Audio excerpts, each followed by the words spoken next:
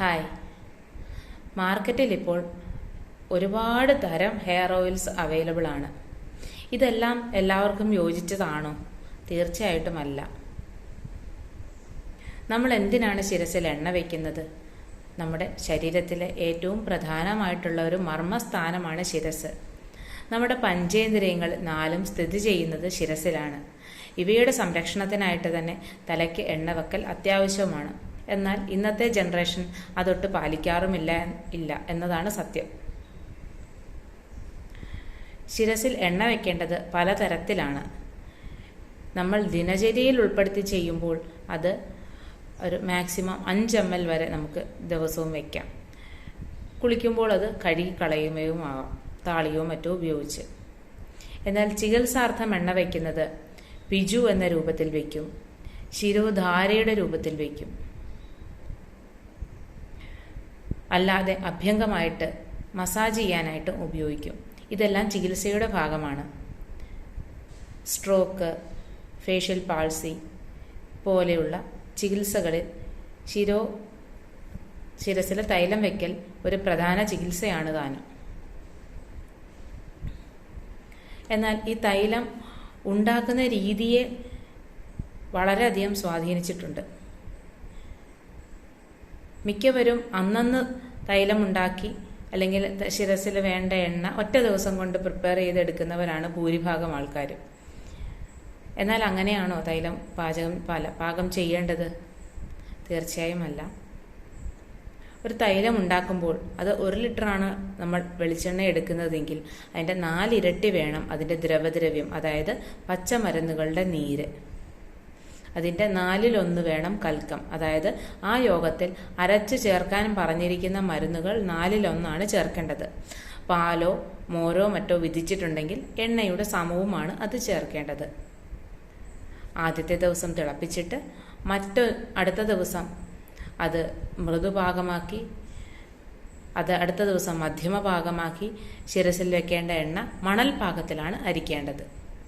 അങ്ങനെ 3ഉം 4ഉം ദിവസം എടുത്ത് വേണം നമ്മുടെ തലയിൽ വെക്കേണ്ട എണ്ണ പാകം ചെയ്യാനായിട്ട്. അധികമായി പാകം വന്നാൽ, അതായത് കരിഞ്ഞു പോയാൽ, അത് നമ്മുടെ ശിരസിലെ കണ്ണ്, ചെവി മുതലായ ഓർഗൻസിന് പുകച്ചിലുണ്ടാക്കും. ആമപാകം, അതായത് എണ്ണ ശരിയായി പാകം വന്നില്ല, അതിൽ വെള്ളമയമുണ്ട് എങ്കിൽ ജലദോഷം, നീർവീക്കം, തുമ്മൽ, പനി മുതലായ ബുദ്ധിമുട്ടുകളും ഉണ്ടാക്കും. അപ്പോൾ ശരിയായി പാകം അറിഞ്ഞ് എണ്ണ പാകം ചെയ്യേണ്ടത് എണ്ണ പാകം ചെയ്യുന്ന ആളുടെ വൈദഗ്ധ്യം പോലെ ഇരിക്കും. നമ്മൾ മാർക്കറ്റിൽ കിട്ടുന്ന എണ്ണ ഇങ്ങനെ ശരിയായി പാകം വന്നതാണോ അല്ലയോ എന്ന് നമ്മൾക്ക് എങ്ങനെ അറിയാൻ സാധിക്കും? അത് ഉപയോഗിച്ച് നോക്കിയാൽ തന്നെ അറിയാൻ സാധിക്കുകയുള്ളൂ. ഈ പറയുന്ന പോലെ ജലദോഷവും മറ്റോ വന്നിട്ടുണ്ടെങ്കിൽ നമുക്ക് പറ്റില്ല എന്ന് മനസ്സിലാക്കി അത് മാറ്റിവെക്കാം. അല്ല, കണ്ണിന് പുകച്ചിലോ ചെവിക്ക് ഊത്തലോ വല്ലതും ഉണ്ടെങ്കിൽ അത് ദഗ്ധഭാഗമായതാണെന്ന് മനസ്സിലാക്കണം. ഇങ്ങനെ ഓരോ രോഗാവസ്ഥയ്ക്കും അനുസരിച്ചും ഓരോരുത്തരുടെ ശരീരപ്രകൃതിക്കും അനുസരിച്ചുമാണ് നാം എണ്ണ സെലക്ട് ചെയ്യേണ്ടത്.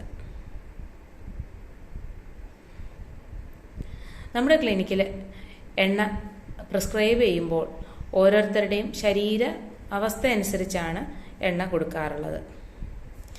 മുടി വളർച്ചയ്ക്കായിട്ട് എണ്ണ ഉപയോഗിക്കുമ്പോൾ കേശ്യമായിട്ടുള്ള പച്ചമരുന്നുകൾ ഇടിച്ചു പിഴിഞ്ഞ നീര് എണ്ണയ്ക്ക് 4 ഇരട്ടി ചേർത്ത് അതിൽ കൽക്കമായിട്ട് വിധിച്ചിരിക്കുന്ന ഉണങ്ങിയ അങ്ങാടിപ്പൊടികൾ 4/1 ചേർത്ത്, പാല് ചേർക്കേണ്ടടുത്ത് ചെളിപാകം വരുമ്പോൾ പാല് ചേർത്ത് ഖരപാകമാക്കി, അതായത് മണൽ പാകമാക്കി അരിച്ചാണ് നമ്മൾ എണ്ണ കാച്ചുന്നത്. അത് മുടി വളർച്ചയ്ക്ക് വരുമ്പോൾ മുടിയുടെ കാര്യം വരുമ്പോൾ നമ്മൾ 3 തരം എണ്ണ ഉപയോഗിക്കുന്നുണ്ട്. അതിൽ ഒന്നാണ് ഇത്, കേശരഞ്ജിനി എന്ന് പറയും. ഇത് നെല്ലിക്ക, നീലാമരി പോലുള്ള പച്ചമരുന്നുകൾ ഇടിച്ചു പിഴിഞ്ഞ നീരും, ത്രിഫല പോലെയുള്ള ഉണക്ക ആയിട്ടുള്ള മരുന്നുകൾ 4/1 പൊടിച്ചതും ചേർത്ത്, അഞ്ചനക്കല്ല് മുതലായവ ചേർത്ത്, തേങ്ങാപ്പാൽ, പശുവിൻ പാല് മുതലായവ ചേർത്ത് ഉണ്ടാക്കുന്ന എണ്ണയാണ് കേശരഞ്ജിനി. ഇത് മുടിയുടെ ഉള്ള് വളർച്ചയ്ക്കും മുടി പൊട്ടൽ മുടി നരയ്ക്കുക മുതലായ പ്രശ്നങ്ങൾക്കുമാണ് നമ്മൾ ക്ലിനിക്കിൽ കൊടുക്കുന്നത്. ഇനിയും ഇതല്ലാതെ നീലീകരം എന്ന് പറഞ്ഞിട്ടൊരെണ്ണയുണ്ട്. അത് വേപ്പിൻകുരു പോലെയുള്ള നമ്മുടെ ചർമ്മത്തിന് ഫംഗസ് മാറ്റുന്ന മരുന്നുകൾ ചേർത്തിട്ട് കാച്ചുന്ന എണ്ണയാണ്.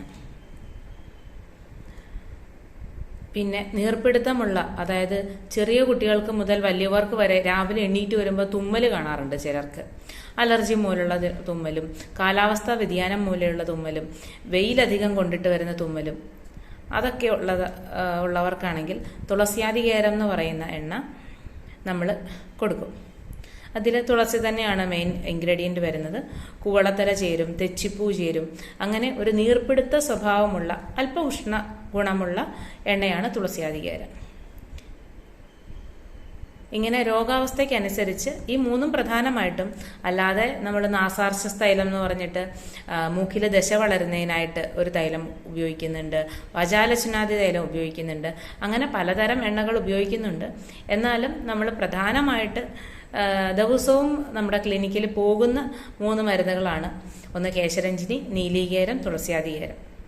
ഇത് എപ്പോഴും റീസ്റ്റോക്ക് ചെയ്യേണ്ടി വരാറുമുണ്ട് നമുക്ക്. അപ്പോൾ നിങ്ങളുടെ ശരീരപ്രകൃതിക്ക് അനുസരിച്ചുള്ള എണ്ണ സെലക്ട് ചെയ്യാനായിട്ട് ശ്രദ്ധിക്കുക.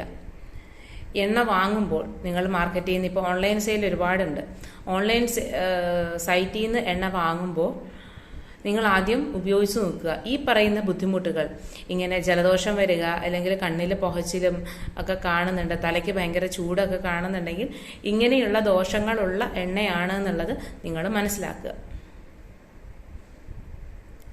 നിങ്ങൾ എണ്ണ കാച്ചുന്നവരാണെന്നുണ്ടെങ്കിൽ നിങ്ങൾക്ക് അനുയോജ്യമായ ഏതൊക്കെ മരുന്നാണ് ആ പച്ചയ്ക്ക് വേണ്ടത്, അതിൻ്റെ നീരെടുത്ത് അരച്ച് ചേർക്കേണ്ട മരുന്നുകൾ എണ്ണയ്ക്ക് 4-1 എടുത്ത് ആദ്യത്തെ ഒരു ദിവസം തിളപ്പിച്ചിടുക.